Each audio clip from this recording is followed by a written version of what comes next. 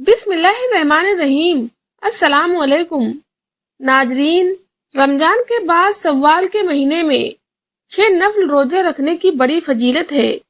اس عمل کو نبی کریم صلی اللہ علیہ وسلم نے اپنی سنت بتایا اور اسے پورے سال روزہ رکھنے کے برابر قرار دیا۔ یہ روزے نہ صرف تقوی اور ایمان کو مضبوط کرتے ہیں بلکہ انسان کی زندگی میں جمے رہنے اور اللہ کی نعمتوں کی قدر کا احساس بھی کراتے ہیں۔ اس مضمون میں ہم سوال کے 6 روزوں کی اہمیت، حدیثوں سے ملنے والے ثبوت، اس کے شرعی مسائل، صحابہ کرام کا اس پر عمل تفصیل سے بیان کریں گے۔ سوال کے 6 روزوں کی فضیلت حدیث کی روشنی میں۔ نمبر 1، پورے سال روزہ رکھنے کا اجر۔ رسول اللہ صلی اللہ علیہ وسلم نے فرمایا، جو شخص رمضان کے روزے رکھے اور اس کے بعد سوال کے 6 روزے رکھے تو یہ پورے سال روزے رکھنے کے برابر ہے۔ نمبر 2، رمضان کی کمی کو پورا کرنے کا ذریعہ۔ رسول اللہ صلی اللہ علیہ وسلم نے فرمایا، قیامت کے دن سب سے پہلے روزوں کا حساب لیا جائے گا۔ اگر فرض روزوں میں کوئی کمی ہوگی تو اللہ فرمائے گا، دیکھو کیا میرے بندے نے نفل روزے رکھے تھے؟ اگر رکھے ہوں گے تو اس کی کمی کو پورا کر دیا جائے گا۔ سوال کے 6 روزے اس کمی کو پورا کرنے کا بہترین ذریعہ ہیں۔ نمبر 3، ایمان کی پختگی اور تقوی میں بڑھوتری۔ رسول اللہ صلی اللہ علیہ وسلم نے ارشاد فرمایا، اللہ کے نزدیک سب سے پسندیدہ عمل وہ ہے جو لگاتار کیا جائے، چاہے وہ تھوڑا ہی کیوں نہ ہو۔ سوال کے روزے رکھنے سے انسان رمضان کے بعد بھی عبادت سے جڑا رہتا ہے اور اس کا تقوی بڑھتا ہے۔ صحابہ اور بزرگوں کا عمل۔ صحابہ کرام اور اسلامی بزرگ بھی سوال کے 6 روزوں کا اہتمام کرتے تھے۔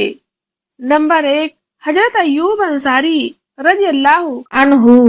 آپ رضی اللہ عنہ فرماتے تھے کہ سوال کے 6 روزے ہر مسلمان کو رکھنے چاہیے کیونکہ یہ سنت اور بڑے ثواب کا عمل ہے۔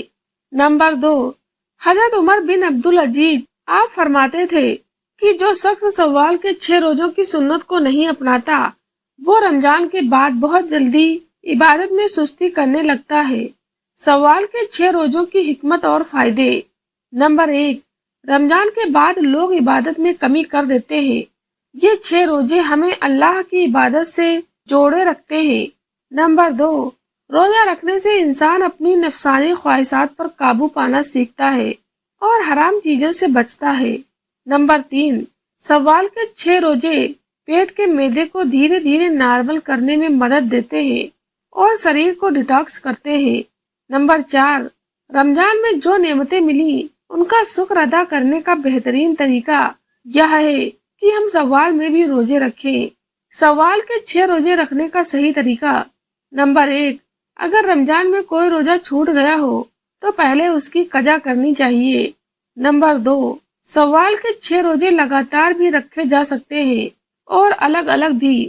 نمبر 3، سوال کے 6 روزے رمضان کے بعد ہی شروع کیے جائیں۔